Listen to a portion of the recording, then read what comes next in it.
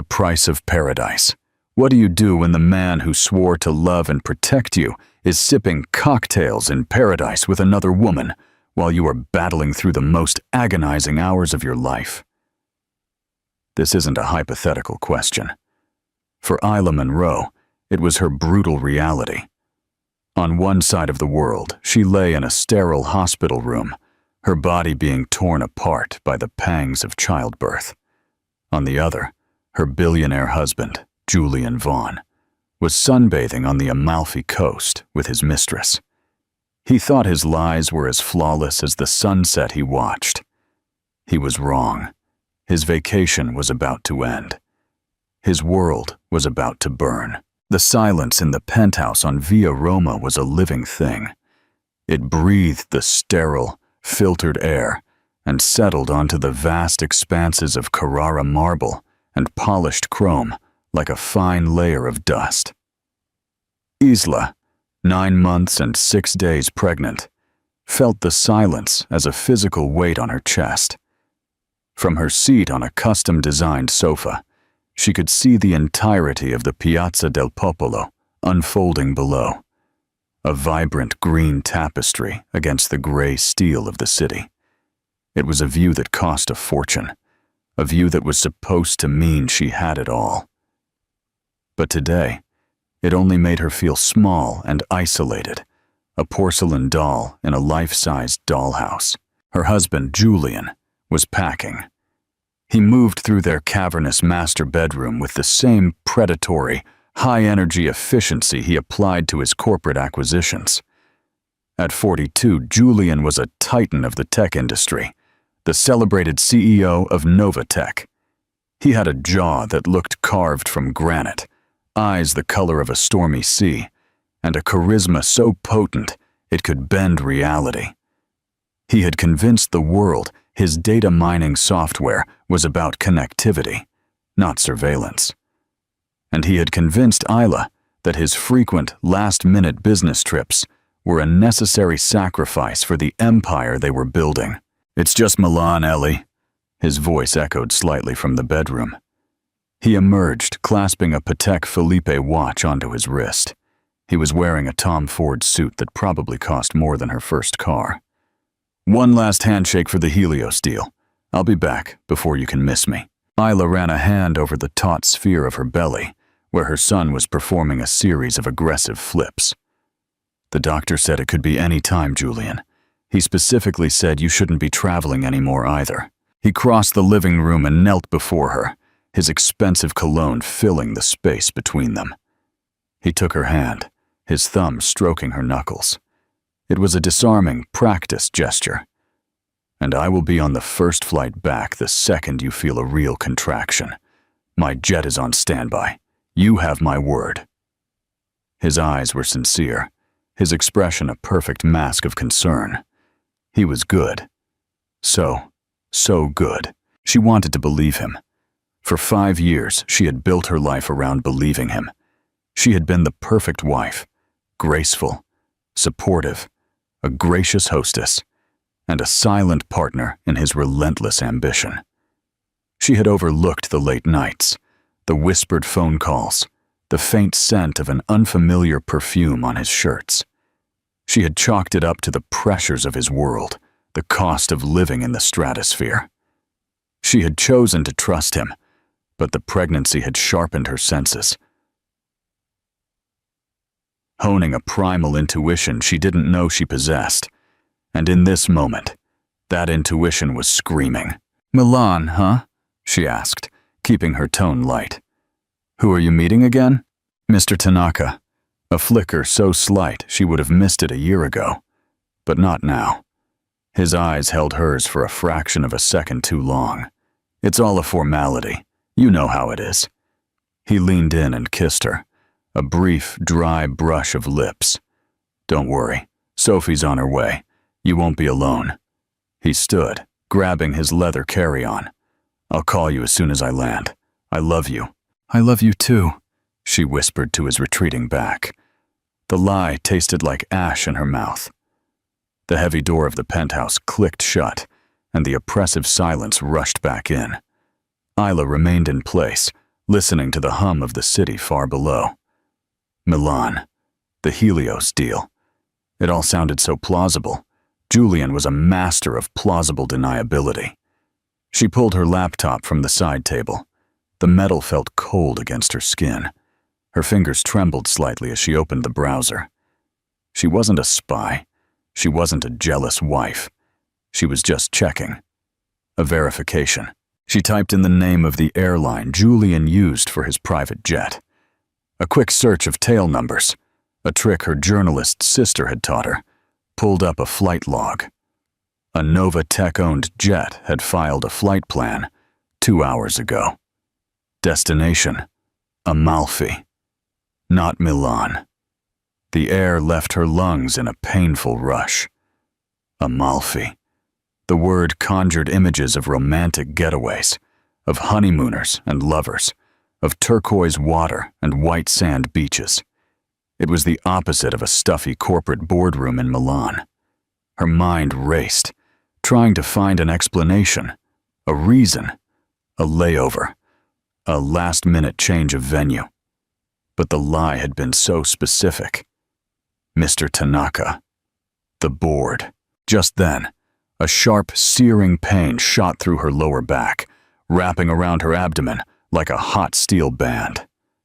She gasped, her hand flying to her belly. It was different from the Braxton Hicks contractions she'd grown used to. This was a deep, primal contraction that stole her breath and made the billion-dollar view swim before her eyes. Another followed a few minutes later, stronger this time. Her water hadn't broken, but she knew. This was it. She fumbled for her phone, her fingers slick with cold sweat. Her first instinct was to call Julian, to tell him to turn the plane around, that their son was coming. But she stopped, her thumb hovering over his name. He had lied to her. So casually, so completely. If she called him now, what would she be met with? More lies. He would pretend to be in a meeting in Milan, while the sound of crashing waves echoed in the background. The betrayal was a pain more acute than the contraction. It was a cold, jagged shard of ice sliding into her heart. Her phone buzzed in her hand.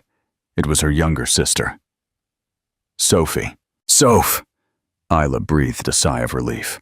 Hey, just got off the metro. I'll be up in 5. Did the Prince of Lies get off to his fake business meeting okay? Sophie had never trusted Julian. She saw him not as a charismatic titan, but as a narcissistic predator. Isla had always defended him. She'd always accused her sister of being too cynical.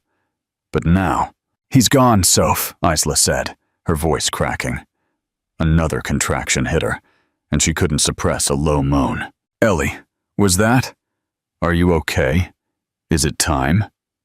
I think so, she gasped. And Sophie, he lied. He's not going to Milan. He's going to the Amalfi Coast. There was a moment of silence on the other end of the line. Then Sophie's voice, stripped of all its usual lightness, came through, cold and hard as steel. It's okay, Ellie. It's okay. Don't you worry. I'm almost there. We're going to handle this. First, we're getting you to the hospital to have this baby. Then, she paused, we are going to burn his kingdom to the ground. Do you think Isla's decision not to call her husband was a moment of strength? Or was it a reaction of pure anger and hurt? A perfect storm. The sterile white walls of the delivery room at Chiron Salud Roma seemed to close in on Isla.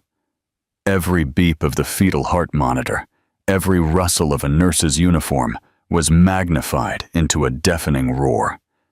The contractions came faster now, relentless waves of agony that crested and broke, leaving her gasping and shaking in their wake. And through it all, one thought played on an endless loop in her mind. Amalfi. Amalfi. Amalfi. Sophie was a whirlwind of controlled fury. She had taken command the moment she'd entered the penthouse, her face pale with rage on her sister's behalf. She had packed the hospital bag with calm efficiency. She helped Isla into the car, and was now standing guard by her bedside, phone in hand, a grim expression on her face. "Have you tried calling him again?" Isla asked, her voice hoarse. 14 times, Sophie said, not looking up from her screen. "It goes straight to voicemail every time. I'm sorry, I can't take your call at the moment. The pre-recorded message is almost as fake as he is." She had already sent a dozen text messages. "Isla's in labor. We're at Quiron Salud, room 712. Julian, call me. It's happening now. Where the hell are you?" Silence. An hour after they had arrived, a single text message finally came through from Julian.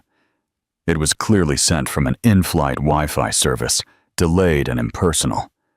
"Just landed. Brutal flight. Meetings all day.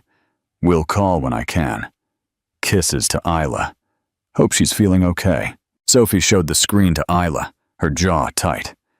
"Hope she's feeling okay. The man has the emotional depth of a puddle." Isla felt a fresh wave of nausea that had nothing to do with childbirth. He was doubling down on the lie. He was on the Amalfi Coast, pretending to be in Milan, starting a long day of meetings. The casualness of the lie was what truly broke her. It implied this wasn't his first time.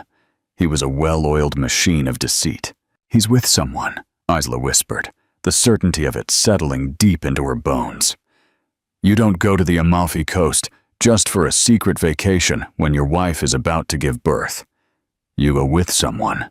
Sophie's fingers flew across her phone screen, her brow furrowed in concentration. As a freelance investigative journalist, she had a particular set of skills that involved navigating the murky depths of social media and public records.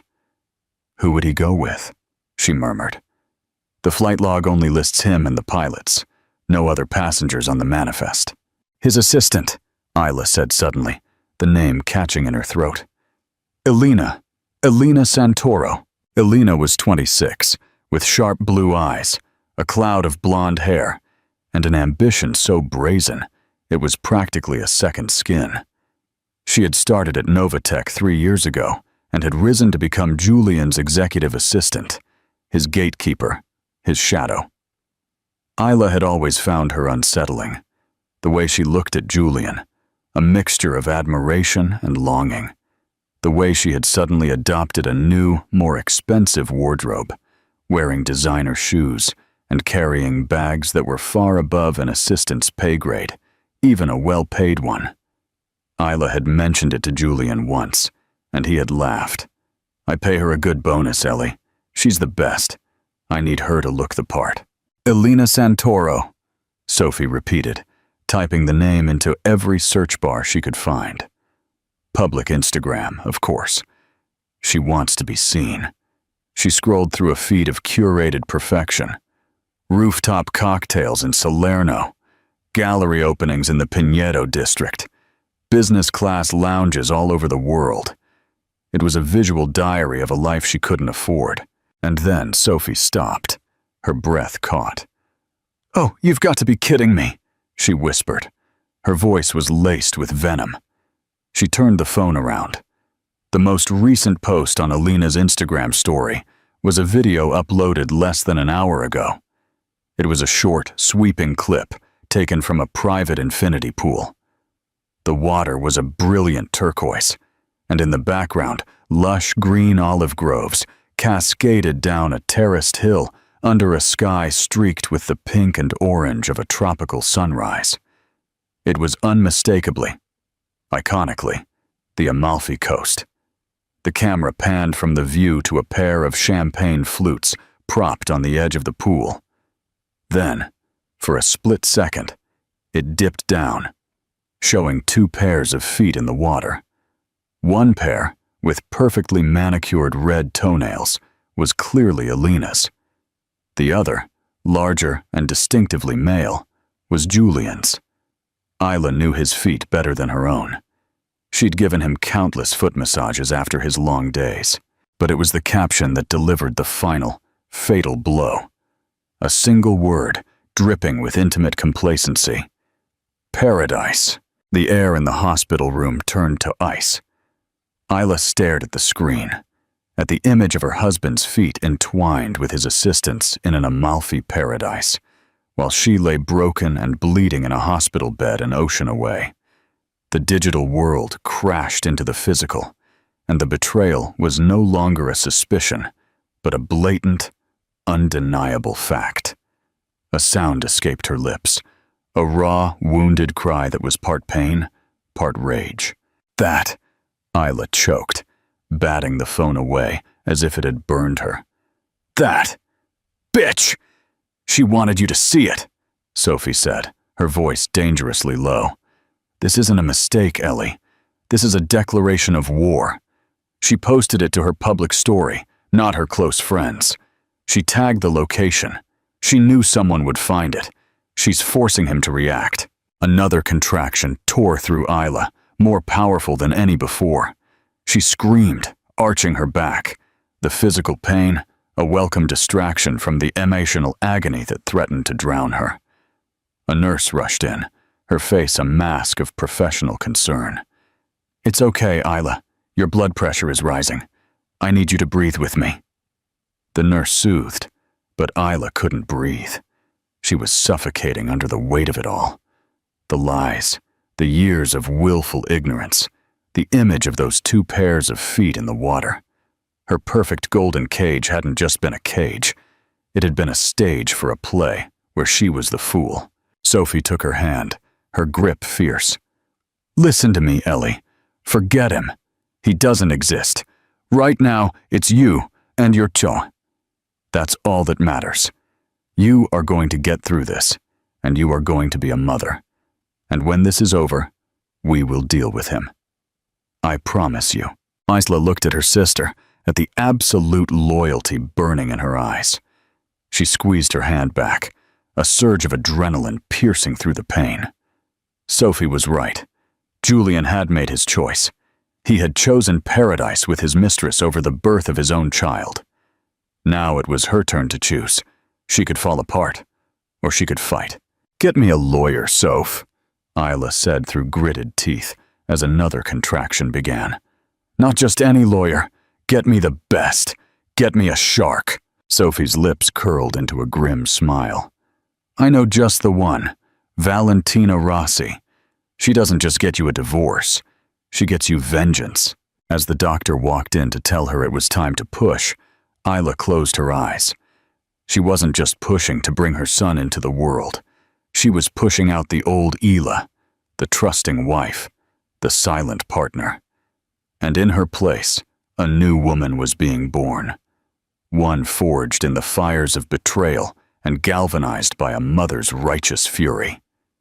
Julian Vaughn had no idea what was waiting for him when he came home. Have you ever felt so betrayed that you just wanted to watch the world of the person who hurt you burn? Do you believe vengeance is a valid form of justice? A new dawn. The first cry of her newborn son cut through the cacophony of beeping machines and medical jargon. It was the most pure sound Isla had ever heard. They laid him on her chest, a small, reddish, squirming miracle. And in that instant, the world shrank to the space of her own and his tiny heartbeats. He was here. He was real. He was hers. She named him Leo, after her grandfather, a man of quiet strength and unshakable integrity. Everything his father was not. Holding Leo, Isla felt a profound shift within her. The heartbreak was still there, an open wound. But it was no longer the all-consuming emotion. It had knit together and was being rapidly overshadowed by a fierce, protective love as elemental as granite. This perfect little being was completely dependent on her.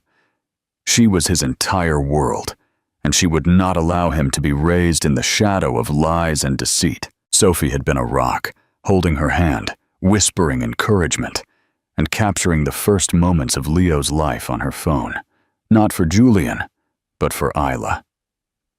While Isla rested and a nurse helped her with the baby, Sophie stepped out into the hallway. Her fingers danced across her phone screen as she made the call that would change everything. Rossi City Law Office. The voice on the other end was crisp and professional. "My name is Sophie Martin. I need to speak to her urgently. It's a personal matter on behalf of my sister, Isla Monroe. Her husband is Julian Vaughn." The mention of those names worked like a key in a lock. There was a brief hold. Then a new voice came on the line. A low, smooth voice that radiated an almost unsettling level of authority. "This is Valentina Rossi."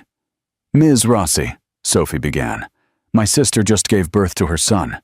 Her husband, Julian Vaughn, is currently on the Amalfi Coast with his executive assistant, a woman named Elena Santoro. He told my sister he was in Milan on business. We have proof of the affair and his location. Isla wants to file for divorce." There was a pause. Sophie could almost hear the gears turning in the legendary lawyer's mind. Valentina Rossi, known in elite Rome circles as the Shark, had handled the most contentious, high-profile divorces in the city. She was brilliant, ruthless, and impossibly expensive. She didn't just win cases. She eviscerated her opponents. "Does he know you are aware of the situation?" Valentina asked. "No. He's completely in the dark. He thinks we're still buying his Milan story." "And the proof?" "Time-stamped photos from the Mistress's public Instagram account, geotagged to the Amalfi Coast, a copy of the jet's flight log, and a string of text messages from him lying about his whereabouts while my sister was in active labor." "Excellent," Valentina said, the word cutting through the line. "Tell your sister to rest. Tell her not to contact him under any circumstances. No angry texts, no tearful phone calls. Complete and total silence. He must not hear a thing from her. Am I clear?" "Crystal," Sophie replied. "I'll have a retainer agreement sent to the hospital in less than an hour. My team is already pulling every financial document related to Mr. Vaughn that we can get our hands on. Let him enjoy his vacation. It will be his last." Meanwhile, in a €5,000 a night private villa at the Hotel Marincanto on the Amalfi Coast, Julian Vaughn was indeed enjoying himself. He floated on his back in the infinity pool, a cold San Miguel beer sweating in his hand. The tropical sun warmed his skin. Elena Santoro, in a tiny bikini, swam over and wrapped her arms around his neck. "You seem tense," she purred, kissing his chin. "Still thinking about work?" "Just feeling a little guilty, that's all," Julian sighed, pulling her closer. Isla could go into labor at any time. Elena rolled her eyes, a calculated flash of annoyance in her blue eyes. "Julian, we've talked about this. You deserve this. You've worked your butt off for a year. What has she done? Planned a few dinner parties. Her biggest stress is picking out baby room furniture. You needed a real break with someone who understood your world." Her words were a comforting balm to his conscience. Elena was smart, ambitious, and made him feel like the king he believed himself to be. Isla, especially during the pregnancy, had become different, softer, more focused on the baby, less on him. And his empire. It was boring. I know. It's just bad timing. There's never a perfect time," she said, her voice dropping to a conspiratorial whisper. "Isn't it time you stopped feeling guilty? You and I are the truth. She is just an obligation. A beautiful, expensive obligation you have already outgrown." This was the narrative Elena had been spinning for months. This wasn't just an affair. She was his intellectual and spiritual partner. She had positioned herself as his savior, the only one who truly understood the burdens of his genius. She had orchestrated this trip, convincing him it was necessary. She had even been the one to subtly suggest he tell Isla he was going to Milan, a place that sounded more like work and less like pleasure. And she had been the one to post the Instagram story. It was a calculated risk. She knew Julian's world was hermetically sealed. He assumed no one in their Rome circle would be looking at his assistant's social media. But Alina knew better. In the digital age, there were no secrets. She had seen the way Isla's sister looked at her, the undisguised suspicion. She was counting on Sophie to be her unwitting messenger. Alina no longer wanted to be a secret. She wanted to be the next Mrs. Julian Vaughn. This was her power move. "I should probably call," Julian said, heaving himself out of the pool and reaching for his phone. He saw the string of missed calls and text messages from Sophie. A cold jolt of panic shot through him. He opened the last one. "Where the hell are you?" "Damn it," he muttered. "What is it?" Elina asked, feigning concern. "Isla's in labor. Sophie's been texting me for hours." He began to pace the pool deck, his mind racing. "Why didn't you get this sooner? The service here is terrible, remember?" Elina said smoothly, having already anticipated this.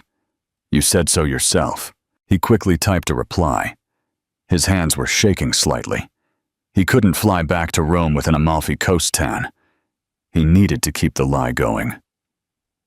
"Just saw these. My phone was off in meetings all day. This is incredible news. How is she? Has the baby arrived yet? On my way to the airport now. Tell her and the baby I love them, and I'm on my way." He hit send, the lie flowing from him with practiced ease. He turned to Alina. "I have to go. The jet needs to be refueled. I need a flight plan back to Rome, but with a layover first. Somewhere cold.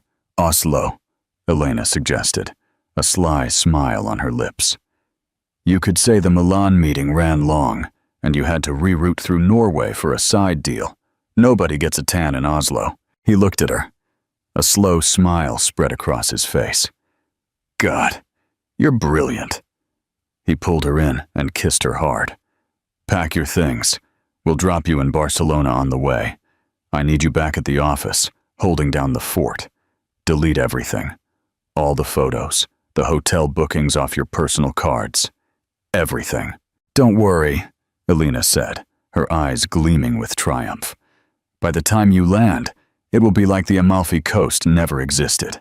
As Julian scrambled to cover his tracks, convinced he was one step ahead, he had no idea that, an ocean away, a team of forensic accountants hired by Valentina Rossi was already unearthing the web of shell companies and offshore accounts he used to hide his personal expenses, including the 5-figure cost of the Amalfi Villa, paid for not as a personal expense, but as a Novatech corporate retreat.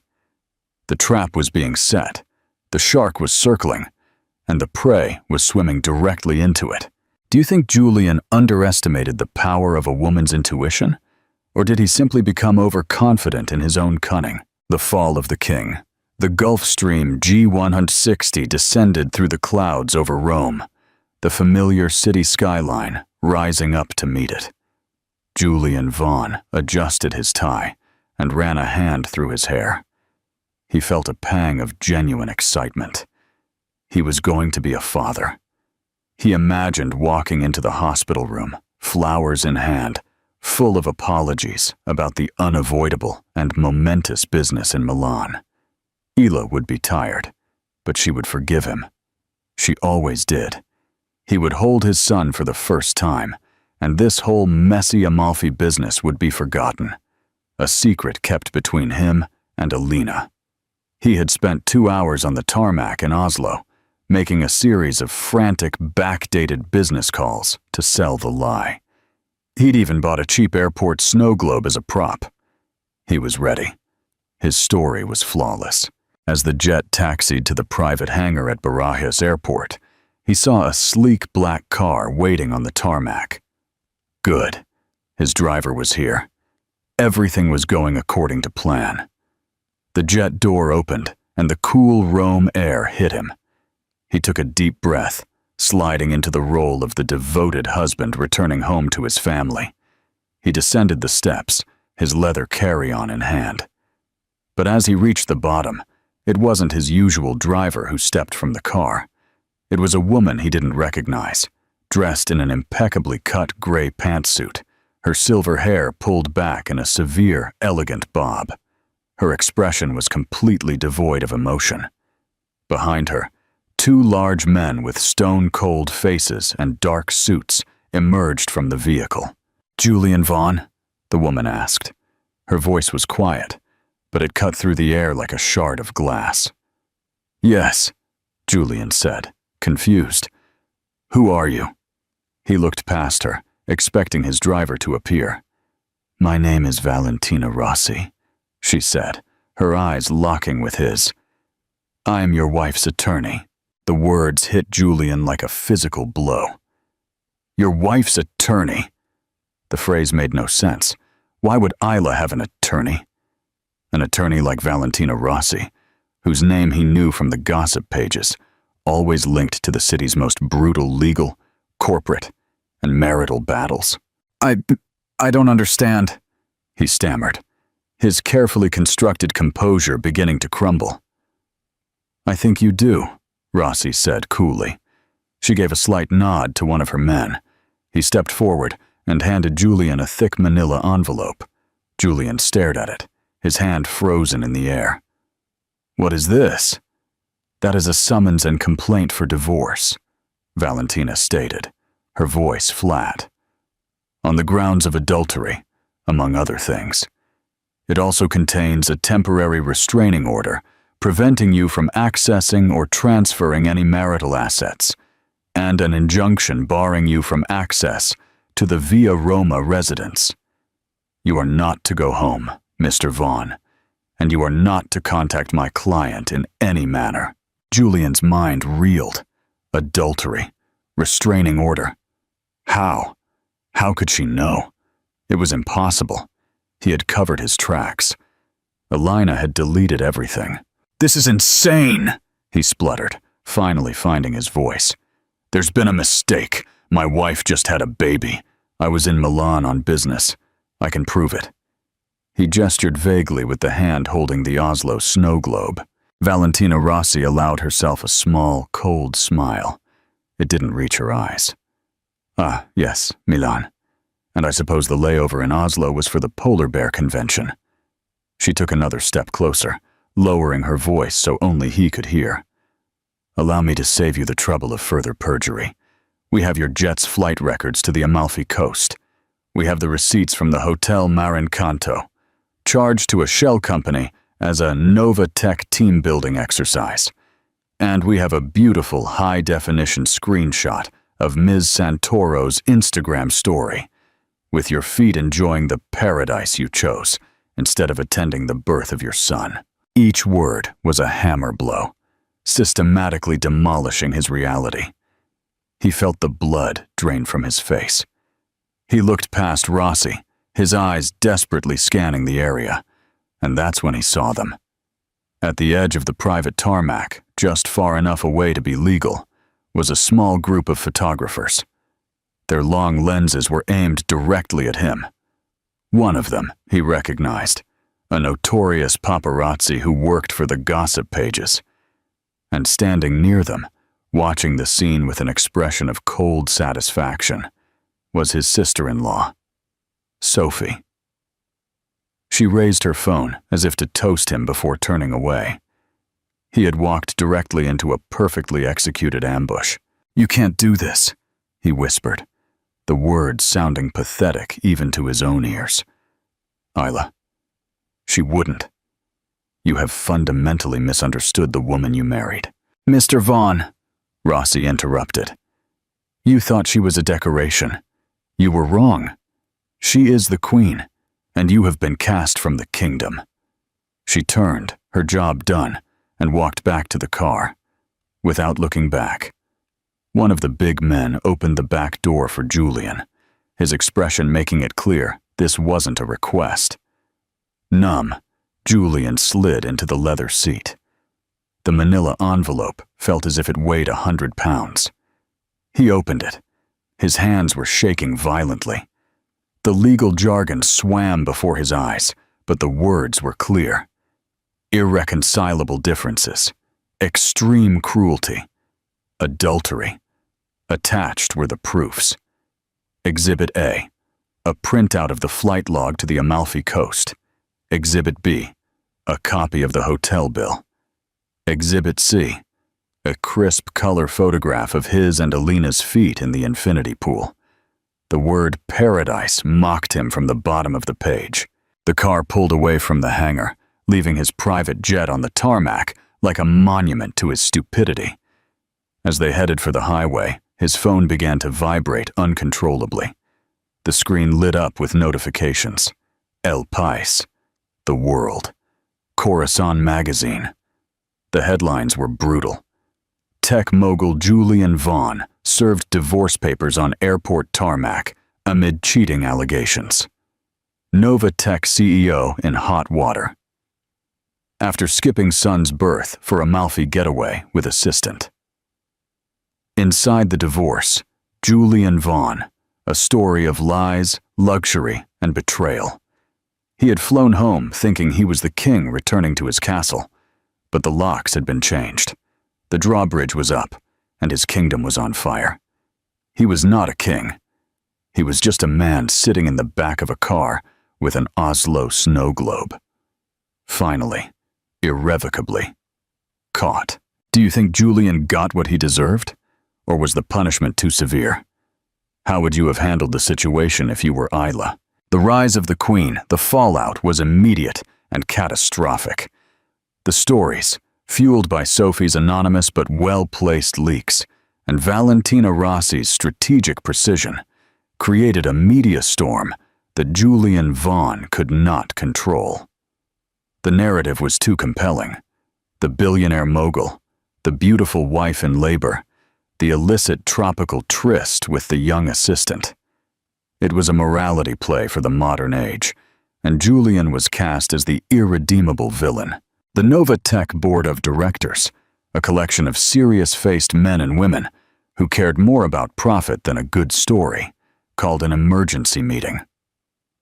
The scandal wasn't just a personal embarrassment. It was a direct threat to the company's image. Valentina Rossi had made sure they knew the Amalfi trip was paid for with corporate funds disguised as business expenses. This act of embezzlement, combined with the public relations nightmare, was a breach of his fiduciary duty. Nova Tech's stock price plummeted 20% in 2 days. Before the week was out, Julian Vaughn was forced to take an indefinite leave of absence from the company he had built. He was locked out of his own empire. Elena Santoro disappeared, unceremoniously fired from her position and named in the divorce proceedings. She became a pariah. Her dream of becoming the next Mrs. Vaughn had evaporated. She had lit the match, hoping to warm herself by the fire, but had instead been consumed by the inferno. She deactivated her social media and vanished, her 15 minutes of infamy over. Julian, holed up in a suite at the Palace Hotel, tried to fight back. He hired a team of equally ruthless attorneys. They attempted to paint Isla as a vengeful gold digger, but the strategy failed spectacularly. Valentina Rossi was always one step ahead. The case hinged on their prenuptial agreement, which was believed to be ironclad. It guaranteed Isla a generous settlement, but not one that would upend his kingdom. But Valentina had found the loophole, a little-known fidelity clause that Julian's own arrogant lawyers had included out of habit.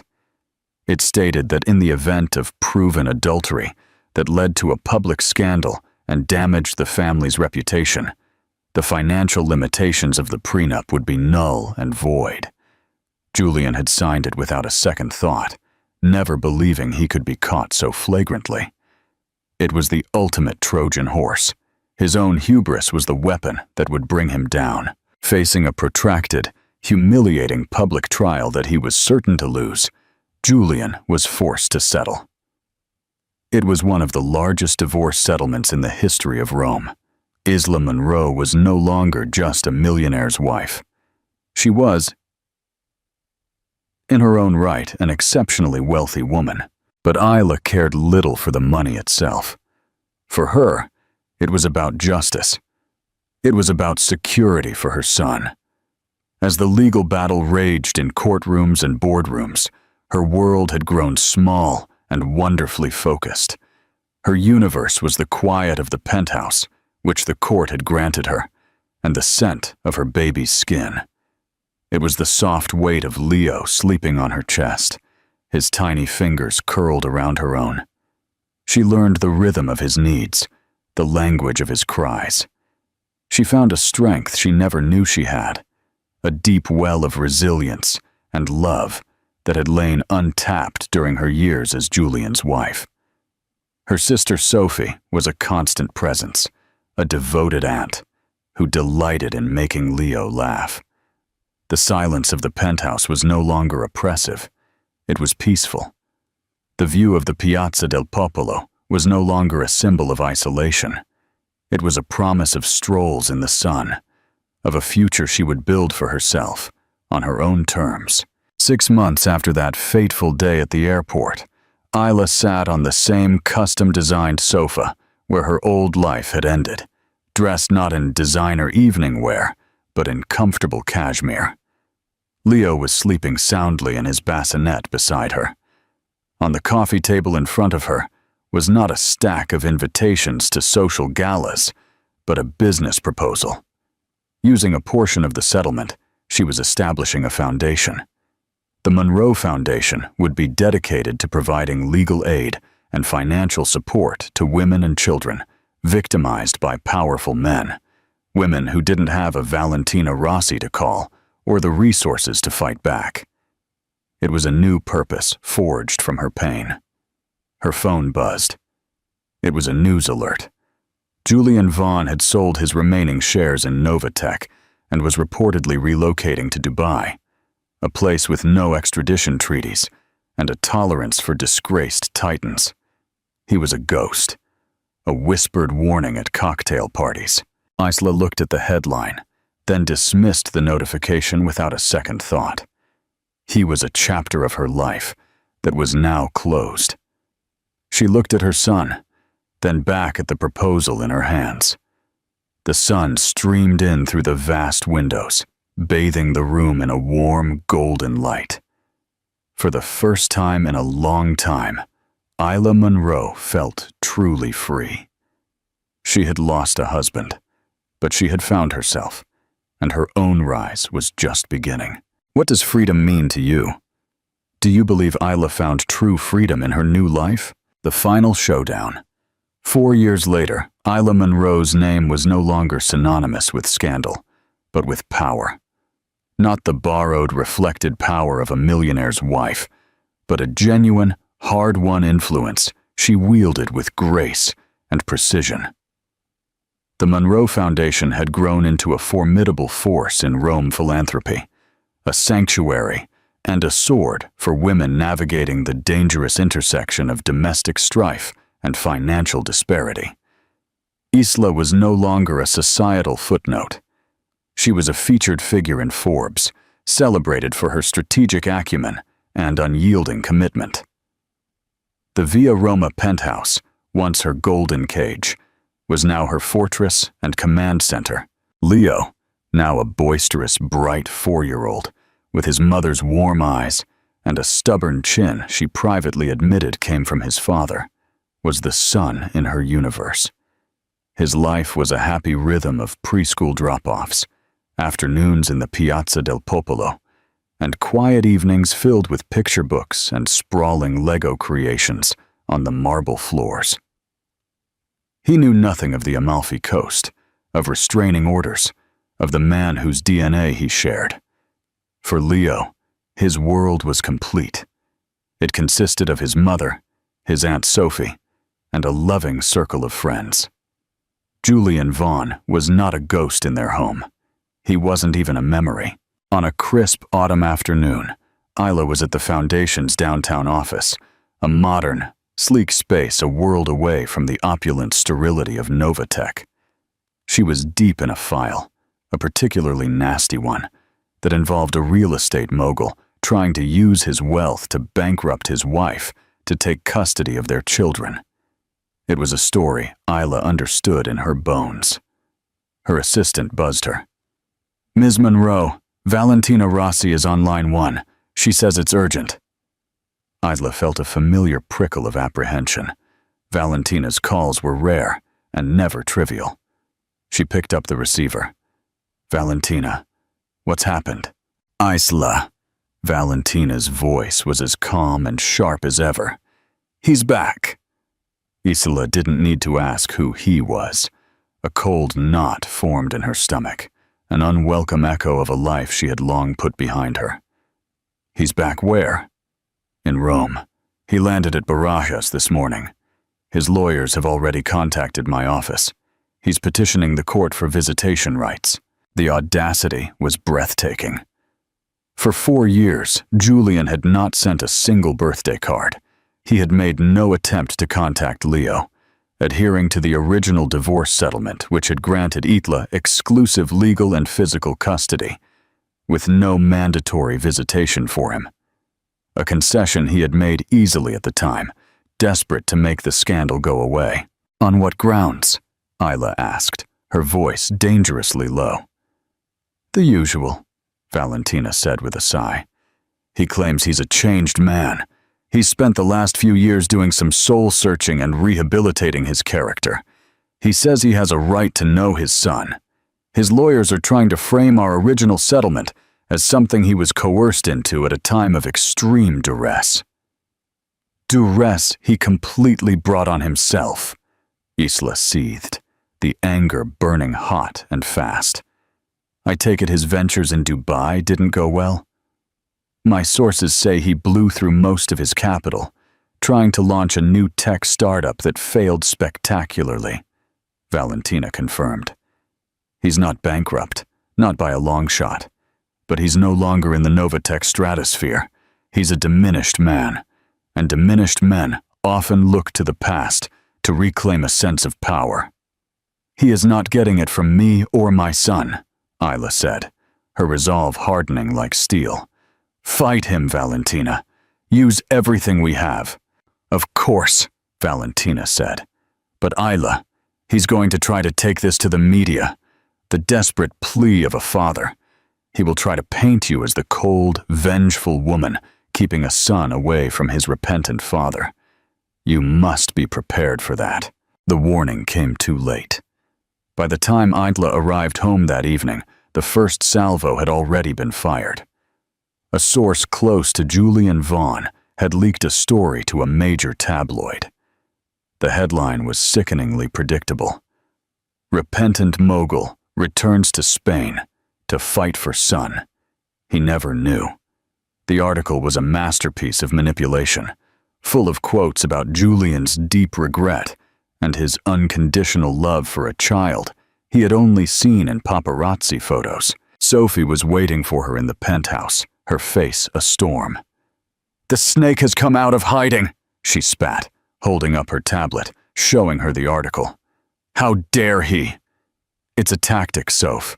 He's trying to get to me, to force a reaction," Isla said, taking off her coat. She went to the window, looking out at the city lights. She felt the old rage, the familiar sting of betrayal. But it was different now. It was a controlled burn, not a wildfire. She was no longer the woman who broke down. She was the woman who strategized. The next few weeks were an exhausting war of attrition, waged through lawyers and press releases. Julian gave a carefully staged interview to a sympathetic television journalist, his eyes filled with practiced sincerity as he spoke of his mistakes and his longing to be a father. He looked older, his face thinner, the trademark charisma now tinged with a desperate edge. He never attacked Itla directly, but instead painted her as an understandably hurt woman he hoped would one day find it in her heart to forgive him for their son's sake. It was a brilliant performance. Public opinion, fickle, began to fluctuate. Online comments began to question whether it was right to keep a son from his father forever, regardless of the father's past sins. Isla, following Valentina's strict advice, remained silent. She gave no interviews. She issued no statements. She continued her work. She was photographed taking Leo to the park and presented a facade of serene, unshakable confidence.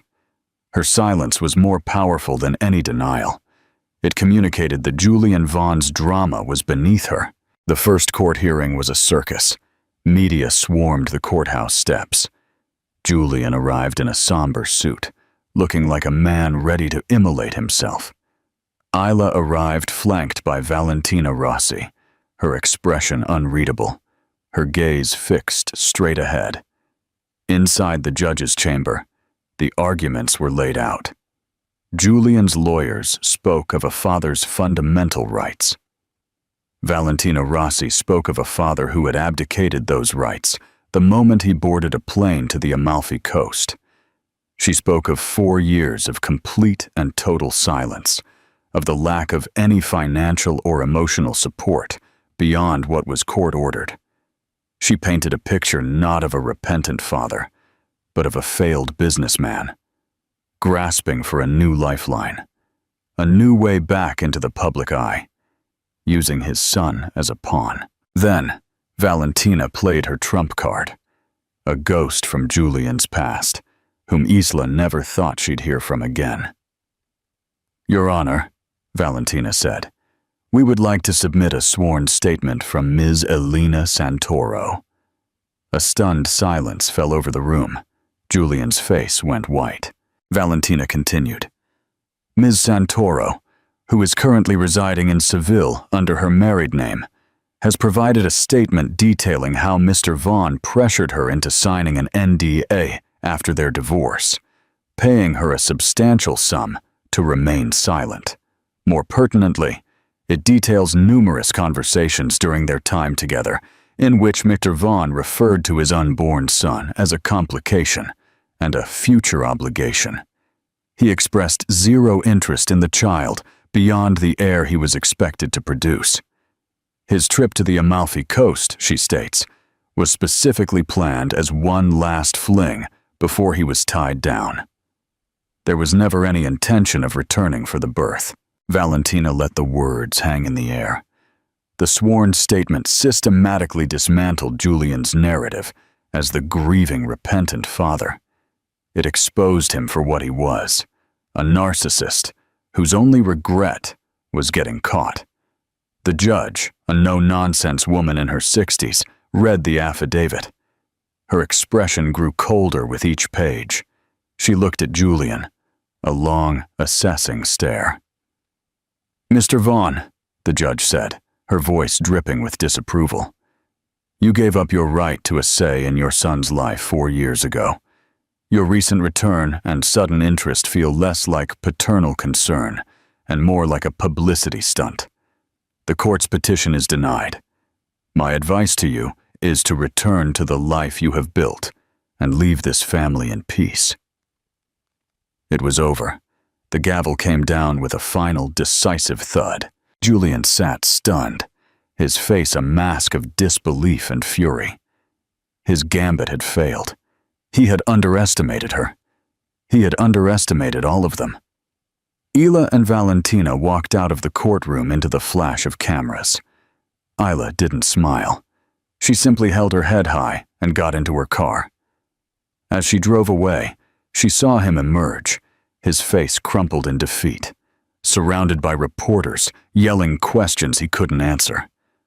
For a fraction of a second, their eyes met across the chaotic scene. She saw no remorse in his gaze, only the bitter rage of a king who had lost his kingdom for a second and final time. That night, after putting Leo to bed, Isla poured 2 glasses of wine and sat with Sophie on the terrace overlooking the park. "To victory," Sophie said, raising her glass. "And to Elena Santoro, who knew she'd end up being our secret weapon."